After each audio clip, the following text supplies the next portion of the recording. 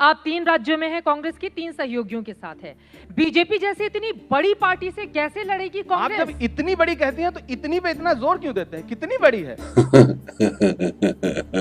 1231 विधायक उनके हैं, 700 कुछ विधायक हमारे हैं, इतनी भी बड़ी नहीं है ना। 303 सांसदों वाली पार्टी है। एक दिन ये 2 थे, हाँ। आज यहाँ पहुंचे हैं, फिर 2 पे पहुंच जाए।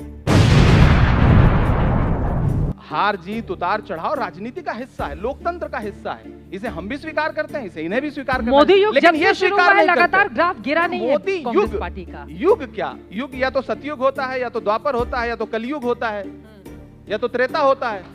मोदी युग क्या है? क्योंकि राहुल जी जानते हैं कि इस देश में जब तक नफरत कम नहीं होगी तब तक भाजपा कम नहीं होगी।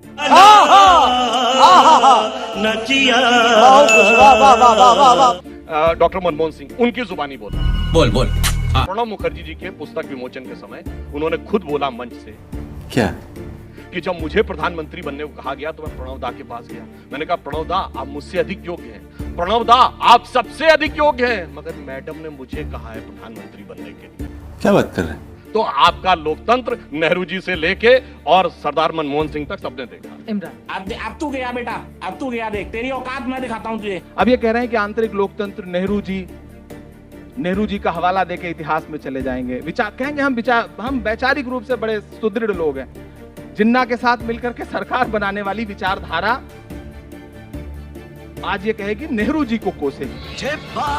नेहरू जी ने इस देश के लिए जो किया है उसको स्वीकार नहीं करेंगे, क्योंकि किसी का बेहतर स्वीकार कर ही नहीं सकते। बस कोसो उस समय देश की परिस्थितियां कैसी थी उस पर चर्चा नहीं करेंगे, बस नेहरू जी के कद को छोटा करना चाहेंगे। नहीं छोटा होगा, कितना भी प्रयास कर लीजिए सुधांशु जी, नेहरू जी का कद इतना बड़ा है कि आप कोई भी जब उनकी आलोचना करने के लिए उनके साये में खड़ा होगा तो बहुत बौना नजर आएगा।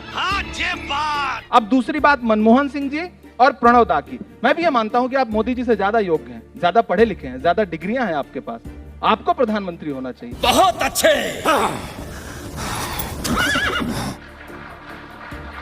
लेकिन आप नहीं हैं। सबसे ज्यादा डिग्रियां किसके पास थी? आप नहीं हैं। मनमोहन सिंह के पास थी ना। तो क्या हुआ? बने ना, क्या हुआ? 10 साल अच्छा बताइए, आपके पास भी आप बन जाइए, बात करिए भाजपा वालों से, आप बना दे, प्रधानमंत्री बनने के लिए वो नहीं होता है। प्रधानमंत्री आया, बस हवा निकल गई।